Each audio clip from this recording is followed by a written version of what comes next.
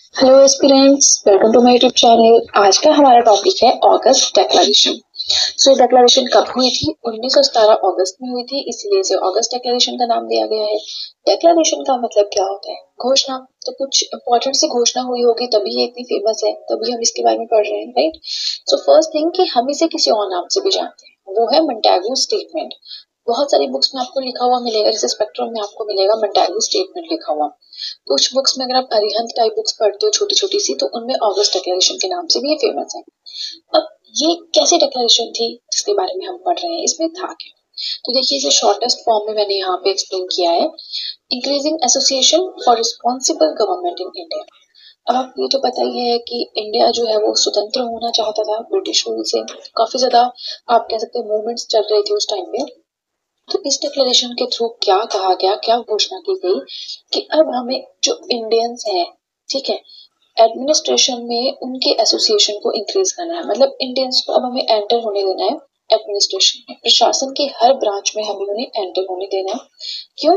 ताकि इंडिया में responsible government आ सके, क्योंकि अब जब इंडियंस एंटर होंगे एडमिनिस्ट्रेशन में तभी उन्हें एडमिनिस्ट्रेशन का पता चलेगा। हर एक ब्रांच में उनको एंटर करना है।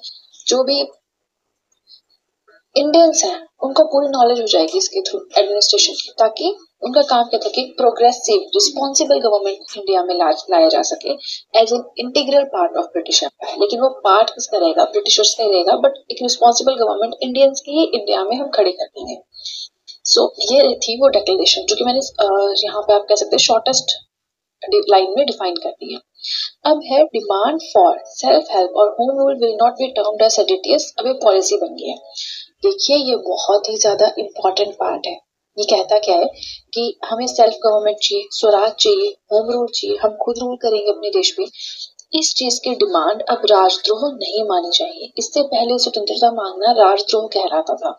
अब ये राजद्रोह यानी सेडिटेशन नहीं माना जाएगा। अब इसे एक पॉलिसी बना दिया गया है कि हाँ, ये हक मानना आपका हक है। सेल्फ गवर्नमेंट चाहिए आपको, ये आपका हक है। होम रूल चाहिए आपको, ये आपका हक है। अब ये पॉलिसी बन चुकी है, ठीक है। नेक्स्ट आता है कि अब अगस्त डिक्लेरेशन हुई कैसे? कुछ तो रीजन रहा होगा, कुछ तो इंस्टेंटली ऐसा हुआ होगा जिसके बाद ब्रिटिशर्स जो है वो अंडर प्रेशर आ गए कि अब उन्हें ऐसी डिक्लेरेशन, ऐसी घोषणा करनी पड़ी। वो था because of Hindu Muslim unity exhibited in Lucknow. देखिए, प्रीवियस वीडियो में हमने क्या पढ़ा है?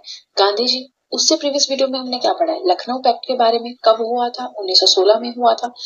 क्या फेमस बात थी इसकी कि हिंदू और मुस्लिम पहली बार मिले हैं किसी सेशन, ठीक है। तो देखिए, अब यहाँ पे हिंदू और मुस्लिम यूनाइट हो गए, जिससे उन्होंने सरकार पे प्रेशर बनाया और सरकार को ये घोषणा करनी पड़ी। तो ये जो भी हुआ है हिंदू मुस्लिम यूनिटी की वजह से हुआ है, जो उस टाइम पे हिंदूज और मुस्लिम्स ने रिप्रेजेंट किया। Indian objections. अब ठीक है, घोषणा तो उन्होंने कर दी। अब इंडियाज का भी कुछ, इंडियंस जो है उनका भी कुछ रिस्पॉन्स रहता है, या वो एग्री करते हैं या वो डिसएग्री करते हैं। तो उनके कुछ ऑब्जेक्शंस थे अगस्त डिक्लेरेशन। क्या थे objections? No specific time frame was given. अब कोई स्पेसिफिक टाइम नहीं दिया गया कि कितने टाइम में हम रिस्पॉन्सिबल गवर्नमेंट बनाएंगे, कितने टाइम में जो है इंडियंस की पूरी हम सपोर्ट लेंगे एडमिनिस्ट्रेशन। किसी चीज का कोई टाइम नहीं फिक्स किया गया। 1 साल, 2 साल, 6 महीने, कोई टाइम फिक्स नहीं गया। तो इंडियंस बहुत एग्रेसिव हो गए कि टाइम ही नहीं फिक्स किया है, इस तरह तो ये हमें कभी देंगे ही नहीं इंडिपेंडेंस, राइट। नेक्स्ट आ गया government alone was to decide the nature of government. यहाँ पे आएगा ब्रिटिश गवर्नमेंट, ठीक है। British government alone was to decide the nature of government.